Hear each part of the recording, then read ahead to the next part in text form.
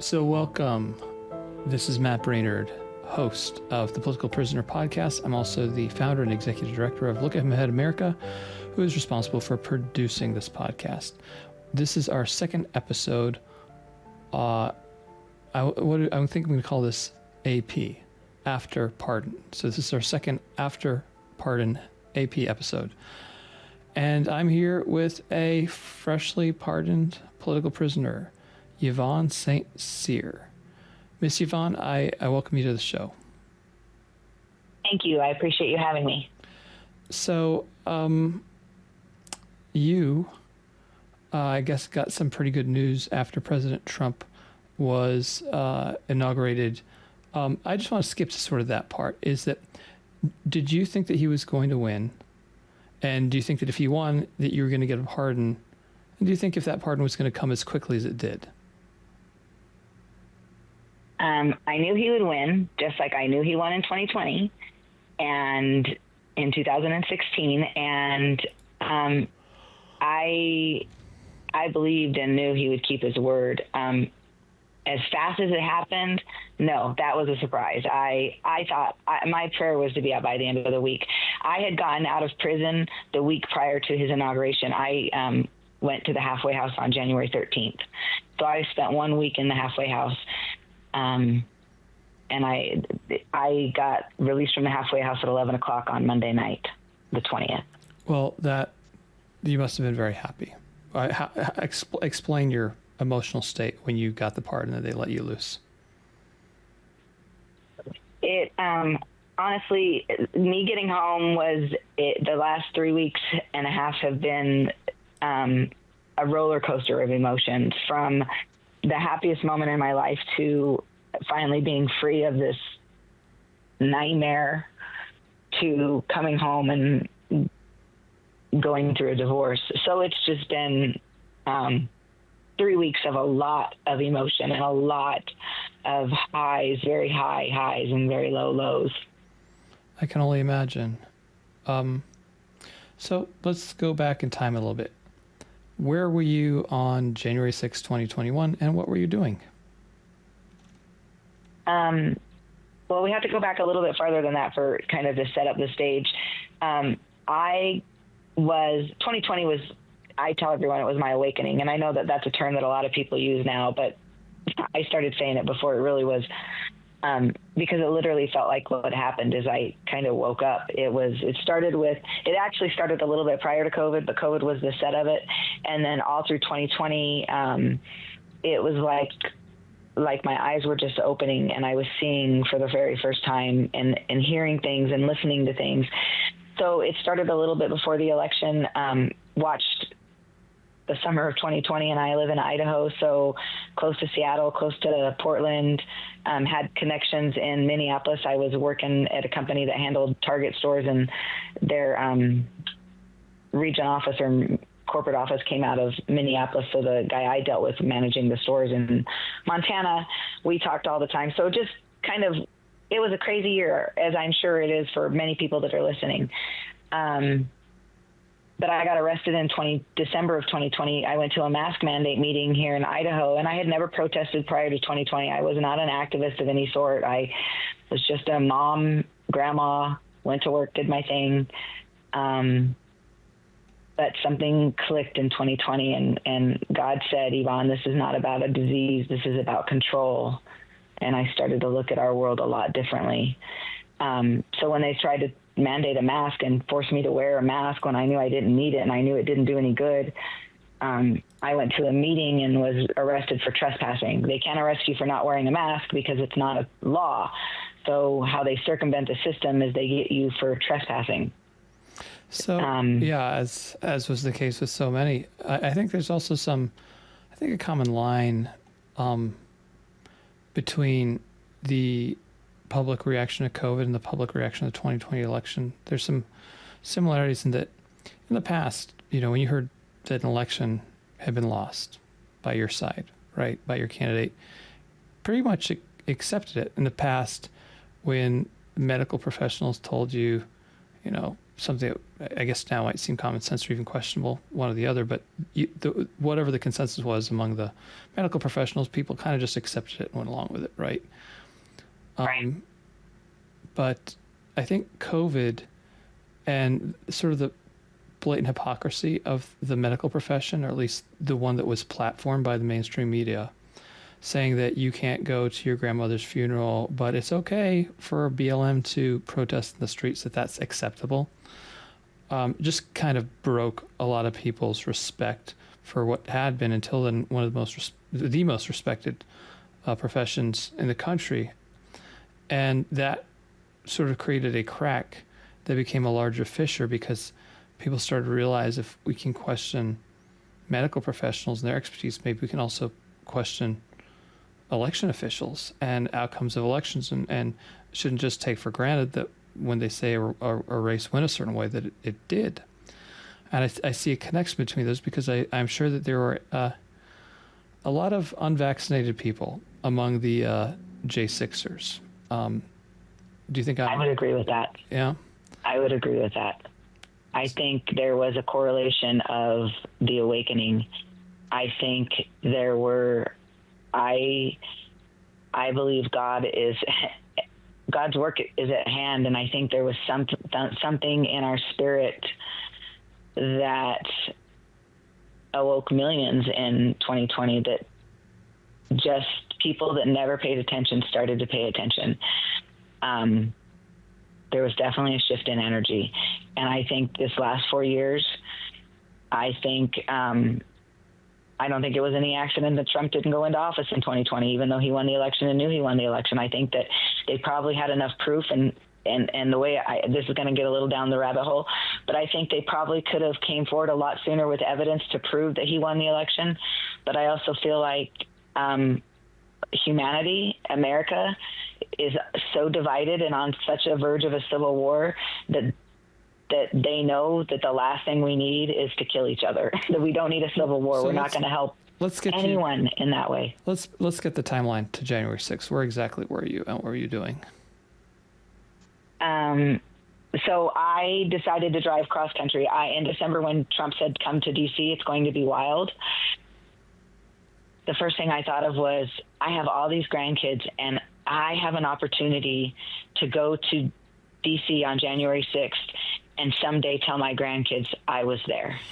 And I had no idea. A little more than you expected it would turn out, huh? A little bit more of a story. Yeah, for sure. For sure. Never did I expect to have such a journey of a story, but my whole thing was that someday they were going to read it in their history books, and I was going to get to say I was there. So I told my husband, I quit working in 2020. I broke away from mainstream everything. So it was a little bit of a weird year for me. Maybe a mix of a midlife crisis plus COVID, plus I don't know what happened, but I quit working in 2020, and to me, it's a spiritual journey, and it's a journey of God has opened my eyes to many things. And so I told Troy, I'm driving cross country. You can come with me or not. I didn't know if he would take the time off of work, and he said no, he was coming. So I decorated the car. I had Trump flags all over it. I had got chalk on my windows and put DC or bus. We loaded up our car, and it was January 1st. We left on January 1st of 2021. And we drove cross country we went to West Virginia, got there on Sunday, and then spent the next couple of days recuperating with one of my friends from the Marine Corps.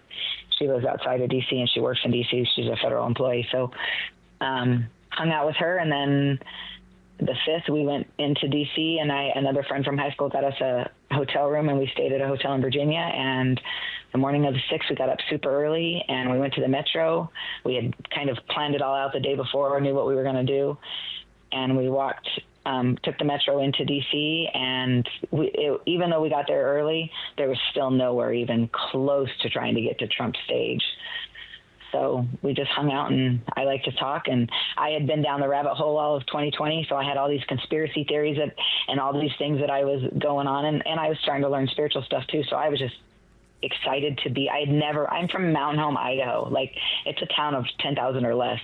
So yeah, I mean, I've left Idaho and I was in the Marines, but still I had never been to anything that big before in my life. And did you go into the Capitol building? I did.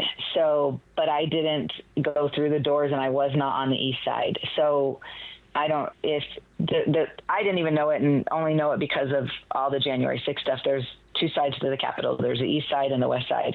The west side is where they do the inauguration.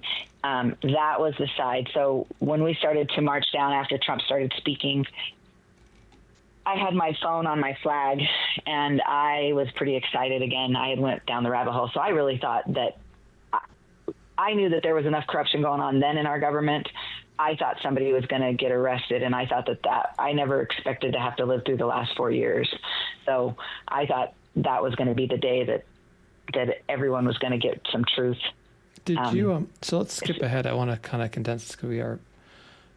Okay. It's not. This is. I see these podcasts on YouTube and elsewhere that are like 3 and 4 hours. I just have no idea how. Where they keep an audience that long. Well, not only that, but like, who really wants to talk to 4 hours? I mean, just anyway. But my question, I guess, for you is that, so you did go into the building. Did you know I presume you did.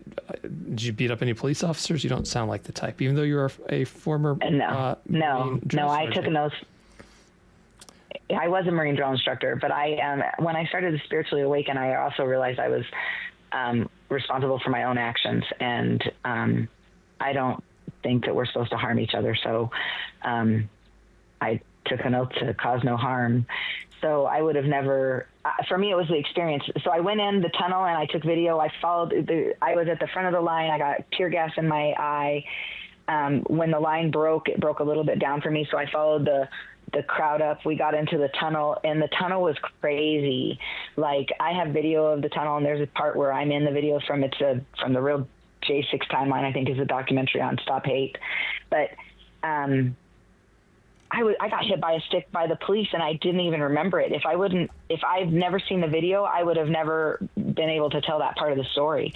I only can tell you that I was hit with a stick because I watched it on video, not because I remember anything about that, which is crazy to me. So I was taking pictures in there and standing on the thing, and they kicked me out. And then when they kicked me out, or they pushed me out, that was when he was hitting me with the stick. I lost my phone. So I tried to call my husband from outside because we'd gotten separated on the march down. He couldn't hear me in the crowd. It was so loud. And about that time, they started breaking windows. So me not really thinking about what was happening or the possibilities that would be conceived as trespassing, I crawled through a window. I asked if there was a phone I could borrow, and this guy literally pulls my phone out of his pocket and says, "Hey, is this your phone? I just found it," which I tell everyone was kind of my God moment. That is confirmation that I was meant to be in that window, that I was meant to get arrested, that God's going to use this for a plan. There's something bigger than us happening. And I crawled through because I figured it would be quiet so I could borrow a phone and call my husband. And then I was ready to leave. I was just ready to meet him at that point. I was done. It was crazy. Wait, you crawled through the window to get into the Capitol building? Yeah, it was just an office building. It wasn't, like I said, it was on the west side. So I crawled through the window, asked for a phone, got my phone, called my husband. But there was, but was there anybody outside the building you could borrow a phone from? I tried. I said that. You probably just didn't. I was trying to talk fast. Right. When I got pushed out of the crowd, I borrowed a phone and I tried to call Troy, but it was so loud he couldn't hear me. Okay, I understand. So you had to go inside so it would be quiet. The only way to do that was to go through the window.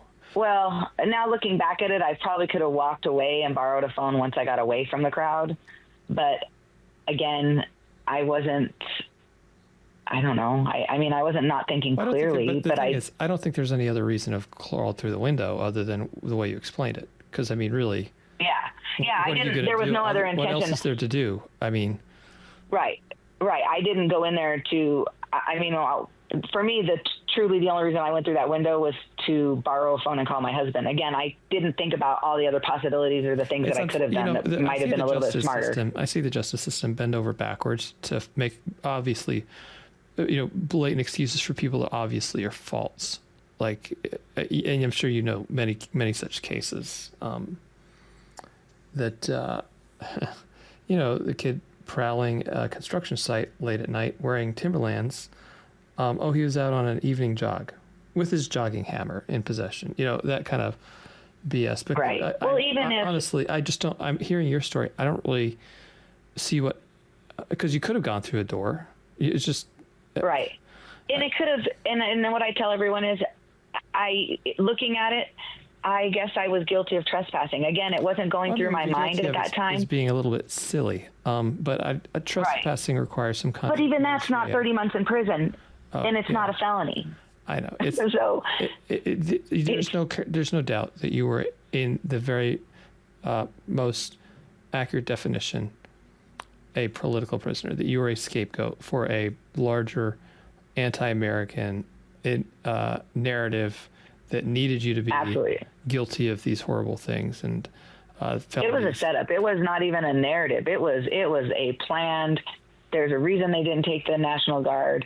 There's a reason they had FBI informants in their thing. There's a reason that 5,000 FBI agents spent their time on this. There is a reason, and it was absolutely utilized to try to make sure Donald Trump did not win. I want to focus on, though, is your personal story here. So why don't you give me a summary of your apprehension? Did you get back to Idaho and then get apprehended? What happened?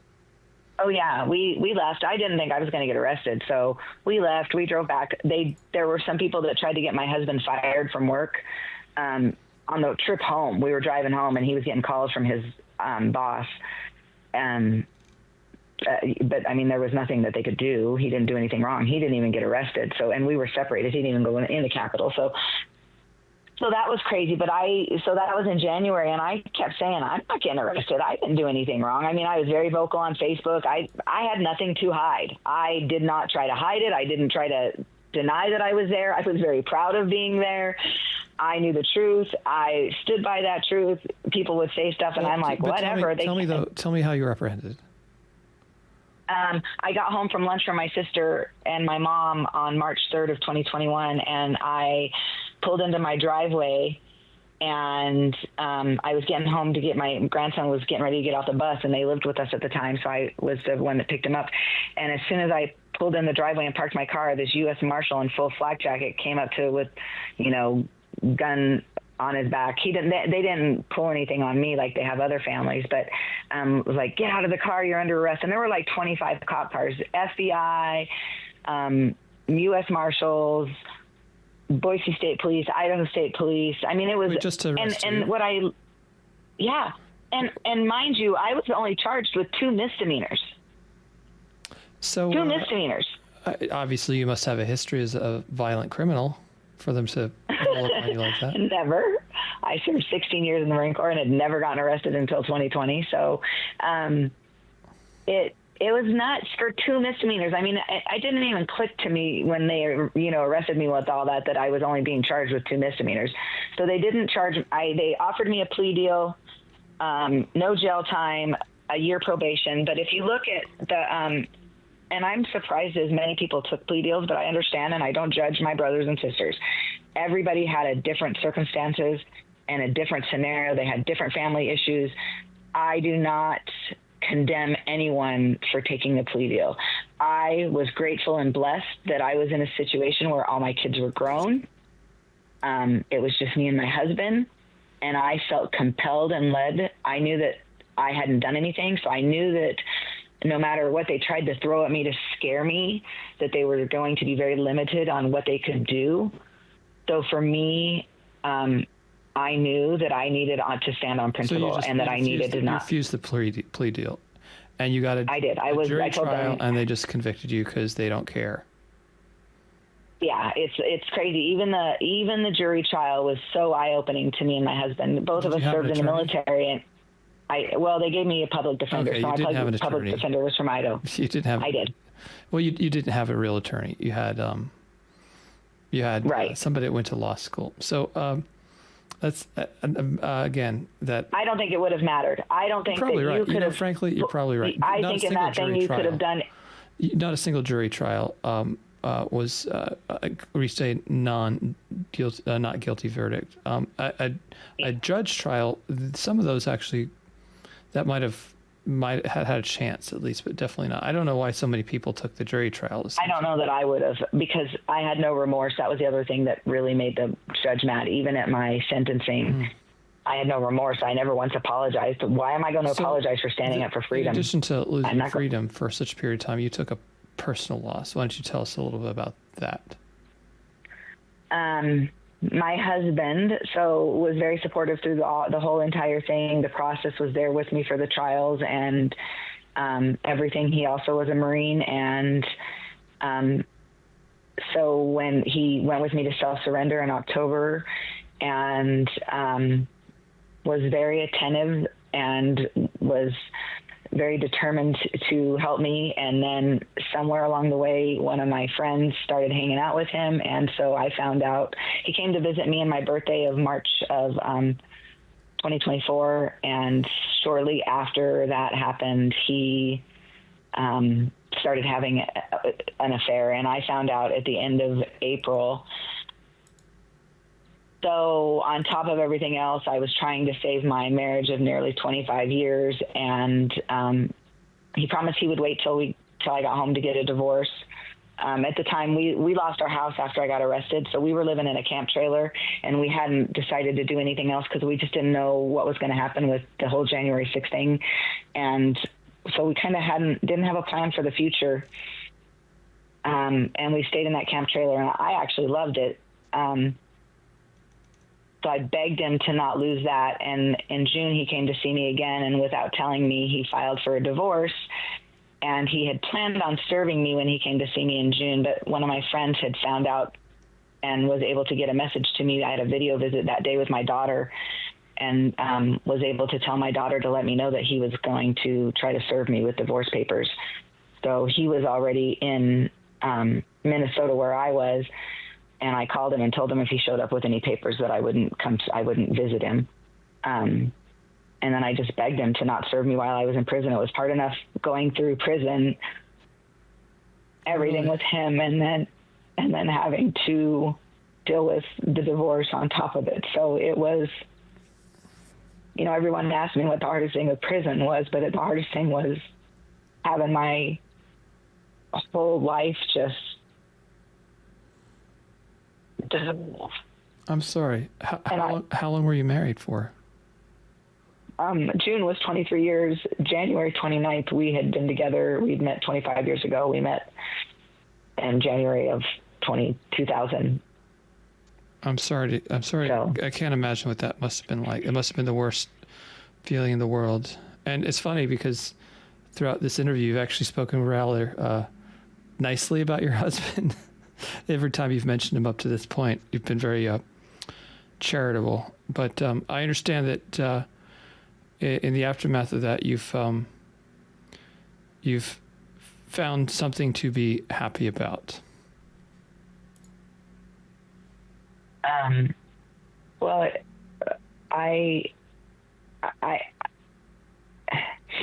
happiness is a choice. We can either be miserable in our circumstances, or we can see the blessings that and the gifts that we're given. And through all of this, as hard as it's been, it's in our hardest moments, in our darkest moments, that we have the most growth. So for me, realizing that I get a fresh start, I'm going to write a new book, and this is me writing the book, and I'm consciously aware that who I am matters and how I treat others matter, and that we are creators of our own world. We don't realize how much we influence our own worlds, our happiness, our joy, the people that we surround our with, the energy of who we are. So you always have to, I'm happy to be alive. I get to be in this human experience. I get to meet new people and share my story. I'm glad and that change how. But my notes here say that you're now in a relationship with your best friend. That's I get little show notes. So why don't you tell us a little bit about that? Because the human side of the story is, I think, what makes it your story. I'm not sure what my best friend is me. I'm not sure what the notes. I think somebody will give you the notes. Got something wrong. I have a note. Husband left her while in prison and is now in a relationship with her best friend. I don't know what to say. I will have to pass it. Husband's in a relationship with my friend. Her. Now, and in a relationship with a friend of mine. Okay, all right. So I misread that note because I was like, there's a happy end to this story. You found somebody else. No, there is not. Unclear grammar. I mean, I imagine this is not your best friend anymore, huh? She wasn't my best friend to begin with. She was a friend I had met through the awakening. I mean, in Idaho, when they started to infringe on our rights, we had people rallied, like it wasn't a militia, but they called it People's Rights, and they started like a little phone texting thing. And there were people that were protesting the masks, and people that were, and that was the first time, like literally, I'd ever gotten involved in anything. So I guess 2020, I kind of became an activist, and through that, I met Sarah. And then we hung out a couple times at the hot springs. That was right before I went to trial. That was kind of my go to get grounded, spend time in nature, spend time with God. I would go to the hot springs. We have a lot of hot springs around here. And she was there, and we started chatting and stuff, but I always kind of had a vibe about her. So believe it or not, I had pulled back, and I had asked Troy not to be friends with her, or not to hang out with her, because I'm not going to tell my husband who to be friends with and who not to be friends with. Right. But I had that intuition of, I saw this coming. And that's crazy to say, but I do believe that God gives us a sixth sense. And as I reflect back, I saw it coming. So the happiness, I guess, is my eyes are open. And sometimes people show us who they are, and we don't want to believe them. And I think part of it is you spend 25 years with someone, you think you know them. And I'm realizing I'm really I didn't know him as well as I thought. So I just want to wrap up the interview here and just get to the personal stuff, and just keep it focused on that. You, if my show notes are right and I'm reading them correctly, you are looking for a job or vocation of some kind. What would you like to do?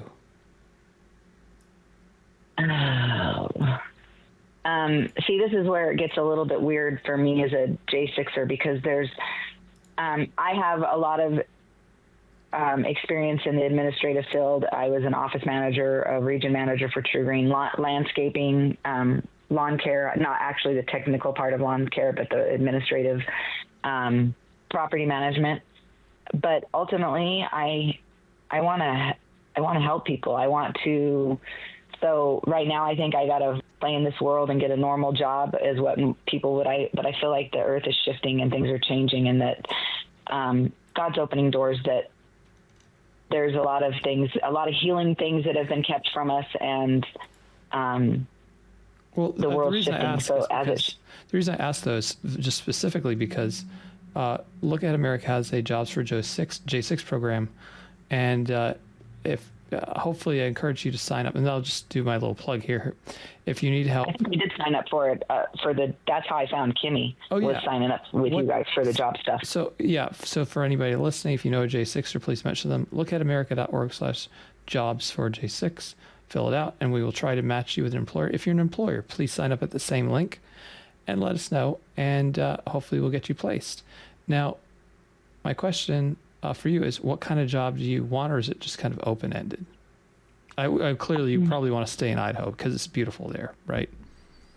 It is beautiful.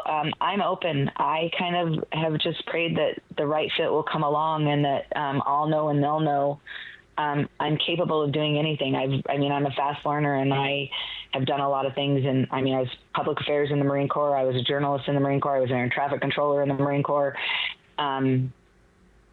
I've done a lot of things. So I think we just need to have the ability to learn, and we can learn anything. So I'm open. I would like to do something that makes a difference in the world. I would like to somehow help others, but that can come in so many different forms. So I'm not going to close or limit myself. But I work hard. I have a good work ethic, and I feel like the right fit will come. So is there anything anybody can do to help you, or do you have anything you'd like to plug, like a website or something like that? If I have a Give, Send, Go, because I am not working right now, and I'm kind of coming in Idaho at a bad time. I feel like next month that there's just going to be some opportunities that will open up, because like I said, my history is in landscaping, lawn care, property management, and this time of year is pretty slow. I've even been open to being a server. I love serving and meeting people and talking, and I like sharing my story. Why don't you give me, you should have a podcast. You would have a 4-hour podcast if you did. Why don't you give me the name of that Give, Send, Go? What's the link? And we'll also have it. It's under Yvonne St Cyr. you can Google or just look under Yvonne St Cyr, and that's Yvonne, and then St Cyr is ST space CYR. Okay, and we will link that below. Yvonne, I'm glad that you are free. I'm glad that we were able to talk. I look forward to hearing more about where you go in life, and please loop us in on that. And hopefully we'll be able to hook you up with a great employer in the beautiful state of Idaho. Thank you for being with us. This has been Matt Brainerd. This is the Political Prisoner Podcast. Thanks for joining us. America first, America forever.